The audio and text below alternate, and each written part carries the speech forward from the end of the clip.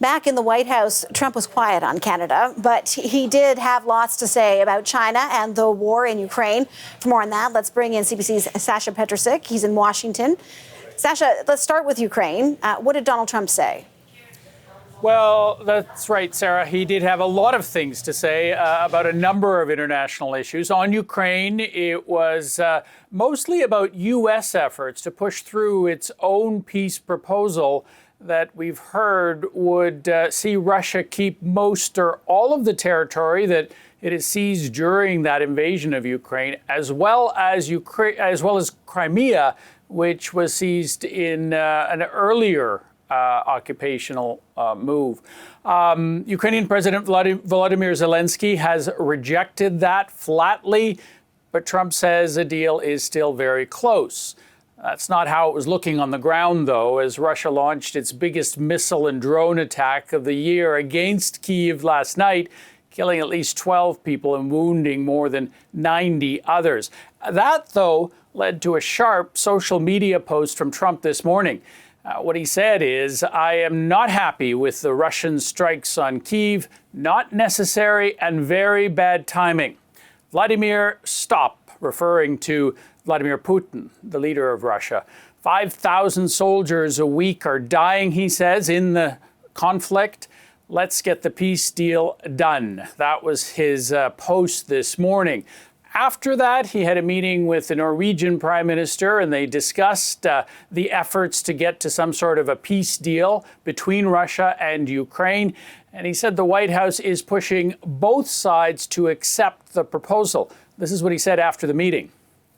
We're putting a lot of pressure on Russia, and Russia knows that, and some people that are close to it know, or he wouldn't be talking right now. The Prime Minister understands that better than anybody. He wouldn't be talking right now. He's talking, and we're putting a lot of pressure. I think he wants to make a deal. We're going to find out very soon, but it takes two to tango, and you have to have Ukraine want to make a deal too, and they're being hit very hard, and I do believe they want to make a deal. Now, there's this overall perception that the Americans seem to be pushing Ukraine harder than Russia, certainly that they're being more difficult with Ukraine. And that, of course, dates back to that meeting in the White House with Volodymyr Zelensky. But Trump was asked today whether Russia is also being asked to make difficult concessions during this negotiation. He said Moscow has offered to stop the war and to stop taking the whole country. So that's where things stand on that one. Sasha, in addition to Canada, Trump's also put a big target on China. So what's the latest on his trade war with Beijing? That's right. Yesterday, there were suggestions that tariffs between China and the United States could come down. Comments by the U.S. Trade Secretary Scott Bessent said that the increase in tariffs on both sides was really economically unsustainable. We're talking about tariffs that are about 145% on the American side, about 125% on the Chinese side. This has not been treated well by the markets, although they took yesterday's comments as a positive step. Today, it was not so positive. News that China had turned back the delivery of some 50 jets from Boeing, rejecting the order because of tariffs. And that prompted another angry social media post from Trump.